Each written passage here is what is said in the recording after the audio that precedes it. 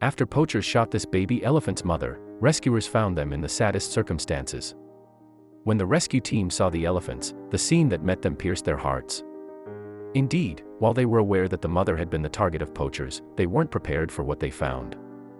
And the sight was so soul-shattering that the rescuers were unable to hold back their tears. The cause of their tears was the plight of the mother's baby, whom rescuers called Zongoloni. However, this hadn't been the first sighting of the elephant family on September 22, 2013. That had come earlier the same day and had led to the rescue group receiving a report of an injured elephant roaming the Kenyan countryside. And not only was the elephant badly wounded, but she also had a baby in tow. Under the circumstances, then, Good Samaritans called in the experts. The David Sheldrick Wildlife Trust, DSWT, would consequently head to the scene, accompanied by a Kenya Wildlife Service Tsavo mobile veterinary unit. The David Sheldrick Wildlife Trust was created in the late 1970s and named for the founder's late husband. Its website states that it embraces all measures that complement the conservation, preservation, and protection of wildlife. And, in particular, it specializes in the protection of endangered species such as elephants. Furthermore, the mobile veterinary unit was equipped with everything it would need to tend to a wounded elephant. And so when the group finally tracked down the injured animal, they were ready to treat her. But there was one more matter that needed attending to first. First of all, the baby needed to be tranquilized along with her mommy. Next, Dr. Jeremiah Poghan began to assess the poor animal's injuries. He discovered that the adult elephant had suffered a leg wound. In fact, she had been the target of poachers, who were no doubt after her ivory. Mommy elephant had survived, but she had been shot in the leg as a result of the encounter. Unfortunately, though, the DSWT found that treating her wound was far from straightforward. Specifically, the elephant's survival was in question due to the fact that the bullet had become lodged firmly in her leg bone. And the wounded animal's prospects didn't seem good, as Executive Director of DSWT UK Robert Branford recalled to the Dodo in February 2017. Although the team did all they could, the prognosis was relatively poor, he said. She was struggling to walk far and with a young calf. That was a very difficult position to be in. As a result, all the team could do was leave them be and hope for a positive outcome. And at first, it seemed like the elephant family might have a happy ending. They were seen a week later, and despite the team's fears, Zongoloni's mommy seemed to be recovering well. It appeared that the operation had been a success.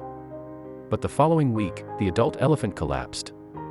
The evidence suggested that she had fallen several days before her discovery, leaving Zongoloni to fend for herself. What's more, the baby elephant had stayed at her mother's side, enduring hunger and thirst in her sorrowful vigil. The traumatized calf had survived by drinking her mother's urine, but without proper nourishment she was getting weaker. And yet she still stayed by her mommy's side to protect her in her darkest hour. In fact, when the pair were discovered, Zongoloni was trying desperately to revive her mom with her trunk. Teams from both DSWT and specialists in anti-poaching from the Kenyan town of Voi subsequently raced to the scene. Despite their experience of similar situations, though, the sight was still overwhelming for some rescuers. Zongoloni's actions broke their hearts, and all they could do was weep for her. Zongoloni's mother was clearly targeted for her ivory tusks, Branford told the Dodo. This agony, pain, and heartbreak had been caused from a single bullet. The saddest part was knowing that both mother and calf had been without food or water for some time. The team couldn't save Zongoloni's mother, so they euthanized her in order to end her suffering. There was still hope for little Zongoloni herself, though. She was tranquilized and transported to DSWT's Nairobi National Park.